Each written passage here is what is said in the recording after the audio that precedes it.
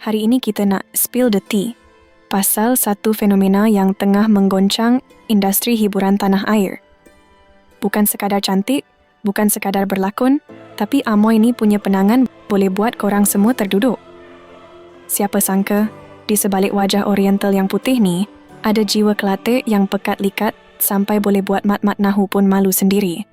Jom kita bedah siasat siapa sebenarnya Mek Yoon, si beauty with brains yang makin laku keras dan kini makin panas dengan gosip cinta baru. Let's go.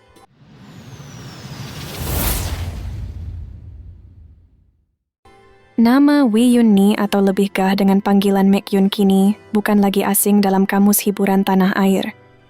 Gadis berusia 29 tahun ini bukan sekadar pemanis di skrin telefon kita, tetapi dia adalah satu fenomena yang melambangkan keajaiban integrasi budaya di Malaysia. Mana tidaknya, sebut sahaja namanya, orang akan terbayang kehebatannya, memutar belit dialek Kelantan dengan begitu pekat, seolah-olah dia dibesarkan dengan nasi kerabu setiap pagi. Walhal siapa sangka, di sebalik imej santai itu, Mek Yoon adalah seorang pemegang ijazah sarjana muda kejuruteraan elektrik dari Universiti Tun Hussein On Malaysia. Bukan ijazah biasa-biasa ya, dia merupakan penerima anugerah Naib Chancellor. Kejayaannya itu diabadikan dalam bentuk billboard gergasi di depan kampusnya, seolah-olah memberi amaran kepada dunia bahawa kecantikan luarannya selari dengan ketajaman otaknya. Kehidupan Mek Yoon sebenarnya penuh dengan disiplin besi yang tidak diketahui ramai. Membesar sebagai anak kepada Brigadier General Datuk Wee Han Siu, bekas Panglima Artileri Roket, Mek Yoon dididik untuk menjadi kental. Walaupun bapanya seorang tokoh tentera yang digeruni dengan perkhidmatan selama 41 tahun, hubungan mereka sangat akrab dan sering menjadi kegemaran netizen di media sosial. Keunikan Mek Yoon yang paling rare bermula apabila dia dihantar ke Tabika Kemas dan Sekolah Kebangsaan, menyebabkan dia lebih fasih berbahasa Melayu berbanding bahasa ibundanya sendiri.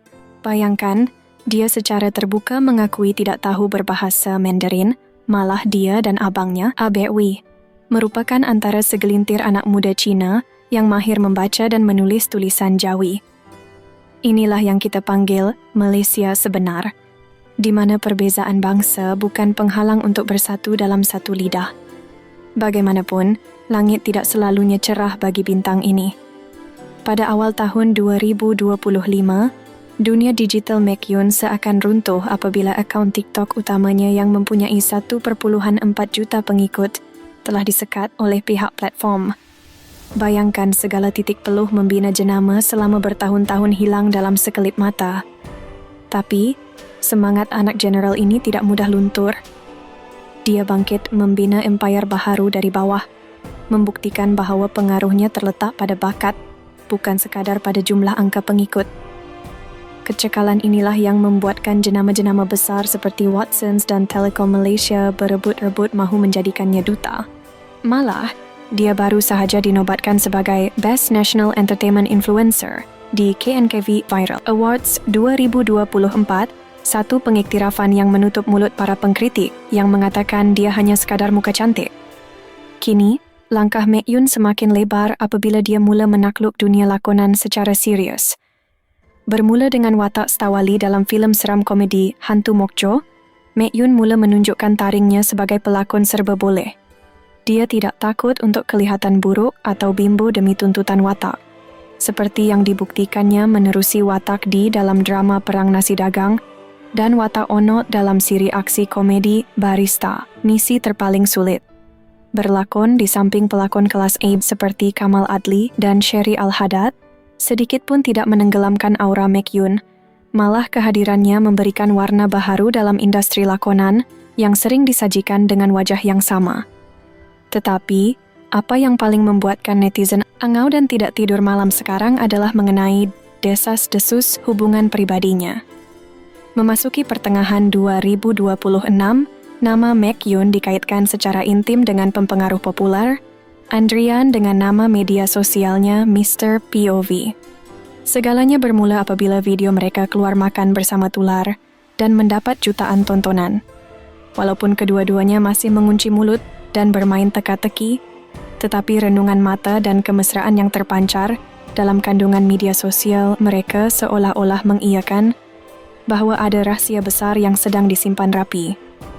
Adakah Andrian, lelaki bertuah yang berjaya mencuri hati Amoy Kelate ini? Sama-sama kita tunggu pengakuan rasmi, tapi yang pasti, McYun kini sedang berada di puncak kegemilangan hidupnya. Macam, panjang lebar kita spill pasal McYun hari ini.